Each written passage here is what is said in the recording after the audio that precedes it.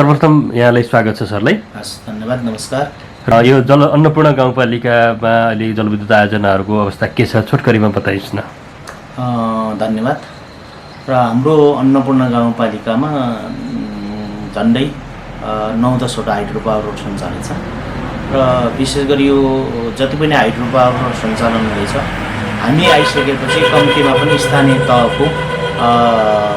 तहसँग समन्वय गरेर कामहरू अगाडि बढाउनुपर्छ भनेर हामीले भनेका थियौँ र स्थानीय तहसँगै काम समन्वय गरेर अगाडि बढ्ने क्रममा यहाँ दुई पटक मैले कार्यक्रम राखेँ।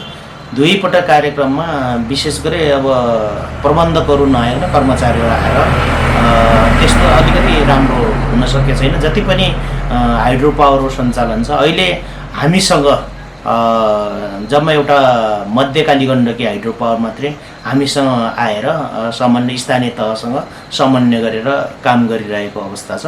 हामीलाई विशेष के हो त भन्दाखेरि यहाँ हाइड्रो पावरले आयोजनाहरूले बाँड्ने सिएसपीका रकमहरू आइपिओको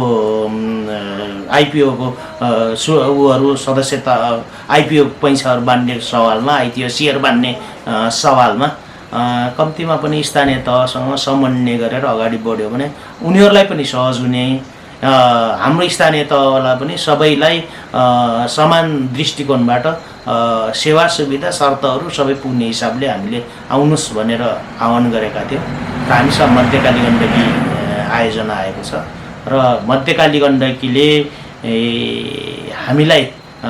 हामीसँग दिने आइपिओहरूलाई चाहिँ प्रत्येक वडाहरूलाई समन्वय गरेर एउटा वडा हाम्रो गाउँपालिकाको सरोकार समिति गठन गरेर हामीले चाहिँ त्यो समान ढङ्गबाट भन्दा पनि बढी प्रभावित क्षेत्र, मध्य प्रभावित क्षेत्र, अन्य प्रभावित क्षेत्र गरेर यसरी हामीले पर्सेन्ट तोकेर हामीले वितरण गर्ने काम गरिएको छ।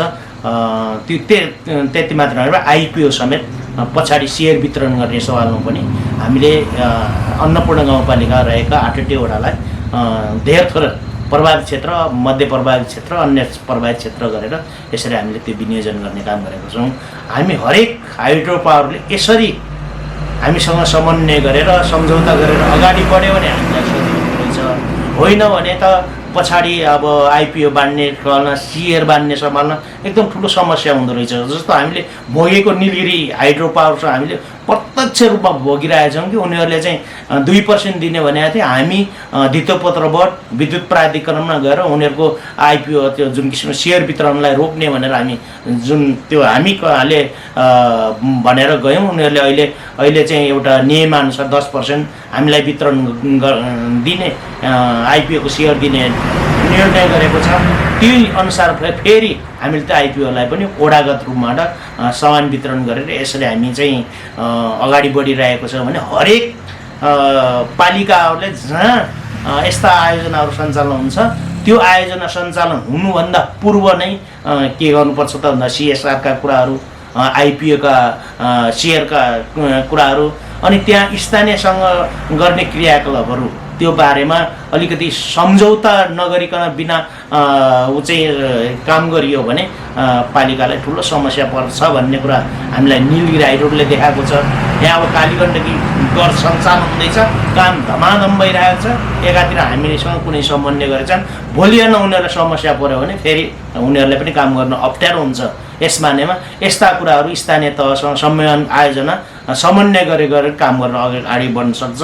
हाम्रो पालिकालाई भन्ने हुन्छ यस्ता आइपिओ अनि त्यसको आइपिओको जुन सेयर सम्बन्धमा सिएसआरको सम्बन्धमा उहाँहरूले हामीलाई सहयोग गर्नुभएको छ र हामीले कतिपय यस्ता आयोजनाहरूलाई काममा पनि विपदका कामहरूमा पनि यसो अन्य आयोजनाहरूमा पनि सहयोग गरौँ भनेर यसरी समझदारीसँग चाहिँ केही आयोजना विशेष गरी मध्यकाली गण्डकी योजना चाहिँ हामीसँग अगाडि बढिरहेको अवस्था छ। जस्तो अलिकति नीतिगत रूपमा यहाँहरूलाई परेको अप्ठ्यारोको लागि अब जलस्रोत नीतिहरू बनाउने क्रममा केही सुझावहरू छन् कि यहाँको अनुभव? अब यो नीतिगत रूपमा जलस्रोत मन्त्रालय अथवा नेपाल सरकारले तपाईको ठ्याक्कै सिएसआरकाहरू पनि प्रभावित क्षेत्र कुन प्रभावित क्षेत्र तोकेर नै एउटा पर्सेन्ट तोकेर नै विनियोजन एउटा कार्यविधि एउटा मापदण्ड नीति बनायो भने हामीले एकदम सजिलो हुन्छ। त्यति मात्र होइन, आइपिओको समेत त्यसरी नीतिगत रूपमा बाँड्यो भने हामीलाई गाउँपालिकालाई त्यस्तो झन्झट हुँदैन। होइन भने त जको शक्तिको भक्ति भने आफ्नो ओडाले एउटा प्रभावित क्षेत्र अन्य प्रभावित क्षेत्र भन्दा पनि के अन्त कसरी आफ्नो ओडामा बढी पैसा लगाउँ, बढी योजनाहरू पारौँ, बढी फाइदा लिउँ भन्ने कुरा एकदम तछाड मछाड हुन्छ। त्यसकारण यो जुन विद्युत प्राधिकरण अथवा यो आयोजनाहरूले बाँड्ने राजस्वको कुराहरू भयो, त्यो राजस्वहरूमा समेत एउटा बाँड्ने पोलिसी अलिकति स्थानीय तल अलिकति थप्नु पर्यो। अहिले जम्मा नेपाल सरकारले उसले चाहिँ वित्त आयोगले जम्मा 25% मात्रै दिएछ, त्यो होइन कि स्थानीय तल अलिकति बढी थप दिनुपर्ने आवश्यक, त्यो नीति बनाउनु पर्ने आवश्यक देखिन्छ। धन्यवाद सरलाई। हस्, थ्याङ्क यू।